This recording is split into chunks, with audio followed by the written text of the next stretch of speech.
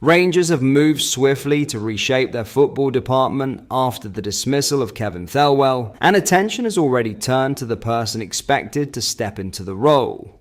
The change marks a significant moment behind the scenes at Ibrox, with the club aiming to stabilise its long-term strategy following a turbulent period. Early indications suggest that a preferred replacement has now emerged, offering supporters a clearer picture of what the next phase of the rebuild could look like. Let's break this down in today's video, along with all the other Rangers news from the last 24 hours. There is so much to discuss in today's video, so be sure to like the video and subscribe to the channel for daily Rangers content.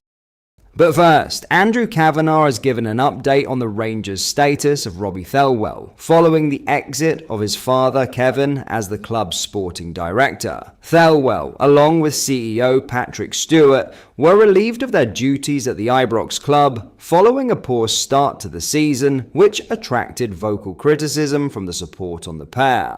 Appointed last month as head of recruitment, Robbie Thelwell's position has been clarified by the Rangers chairman as he looks to find replacements in the two vacant positions at the club. "Everybody who contributed to the club has a chance to stay," he said. "I've said the same thing that I say to everybody, which is that in a high-performance organization, everybody's accountable. That starts with Parag and me, and it goes all the way through the organization."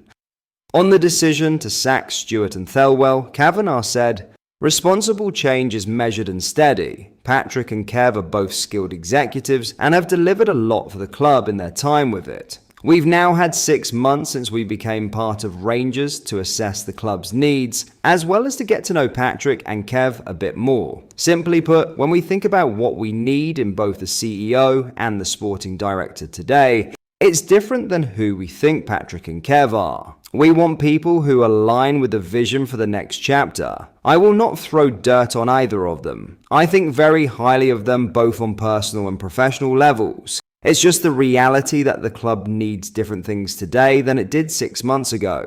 Now, David Weir is the early front-runner for the vacant sporting director position at Rangers. Kevin Thelwell was dismissed from his post by the club earlier today. He and Chief Executive Patrick Stewart were sacked by the Ibrox club. As chairman, Andrew Kavanagh made the decision to call time on their spells at the Scottish Premiership giants. Thelwell had only been in post since the summer when he joined from Everton. He copped hefty criticism for Rangers' poor transfer recruitment during the summer, and even appointed his son Robbie as the club's head of the department on that front. Weir has shot to the top of the bookies' odds for the sporting director role. Betting Lounge has the 55-year-old's odds as short as 1-1. They have also included Tim Steiten, formerly of West Ham United, and Paul Mitchell in the running. Weir only recently took up a similar role at French side Strasbourg. He left his role as technical director of Brighton in September. He also worked as pathway development manager at the Premier League club before progressing up the ranks. "It is a great honour to join Racing, a historic club with a strong identity and growing ambition," said Weir. "I was convinced by the project and the quality of the people already in place. I am eager to settle in Strasbourg and become fully involved in the life of Racing. I look forward to working with Liam and all the teams to contribute to Racing's success this season and in the years to come." Strasbourg are the sister club of Chelsea. It's said that Weir will work closely with the Stamford Bridge side, with the Ligue 1 outfit bought over by Blue Co in 2023. In other news, it hasn't been the start that Manny Fernandez would have dreamed of at Rangers when he joined from Peterborough this summer, but with injuries in defence presenting an overdue opportunity, he's determined to write his own story under a new head coach. The 23-year-old, who moved north from the League One club in a deal worth around £3.5 million this summer, was making only his third start for Rangers in yesterday's nervy 2-1 win over Livingston, in which he opened the scoring from a corner.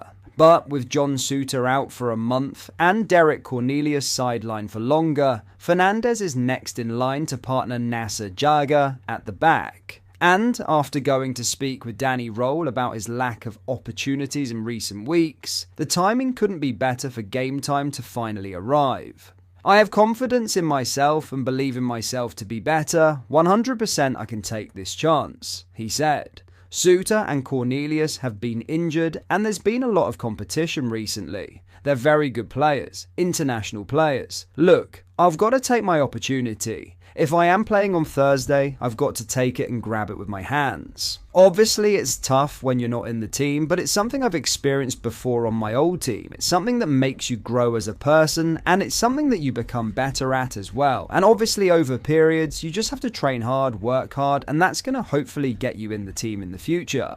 I've played today and I can't be more grateful for the goal and the result. Roll has been very understanding, to be fair. I went to speak to him about getting an opportunity to play and he told me to work hard and train well. I was out injured for a bit, so I haven't had a lot of minutes, so it's difficult to put me into a game. Now I've got my opportunity and I've just got to take it and hopefully I stay in the team.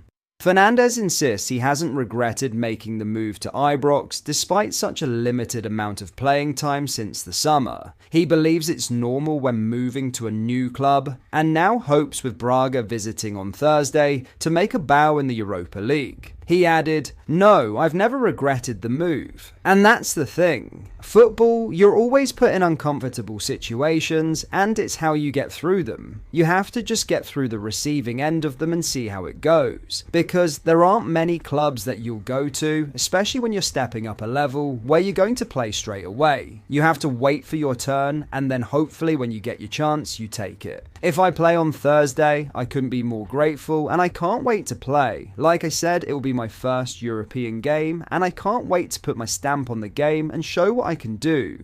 I haven't played in a while and I felt like I was growing into the game a bit today, despite a few sloppy bits. I'm happy overall with my performance and I'm happy with the result as well.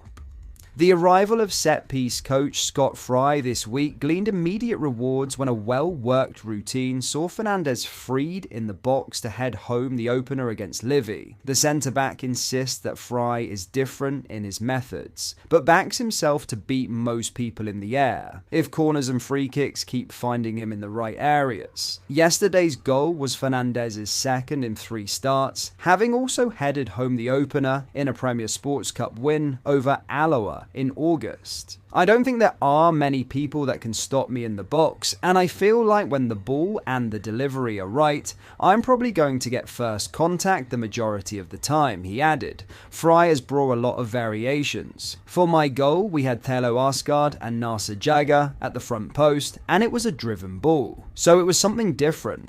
I'll be honest, Scott Fry is something different, and I enjoy it, and he brings a lot of energy. He's very understanding of what he wants us to do, especially defensively as well. I feel like today, defensively, we were very solid. I don't think they really had any chances from set pieces. So we've just got to keep going like that and stay solid at the back, as well as score goals from attacking set pieces. But that is all for today's video. Thank you for watching. I hope you enjoyed. If you did, please make sure you hit the like button and subscribe to the channel. We post all the latest Rangers news every single day, so join our fast growing community so you never miss out. Thank you. I'll see you in the next video.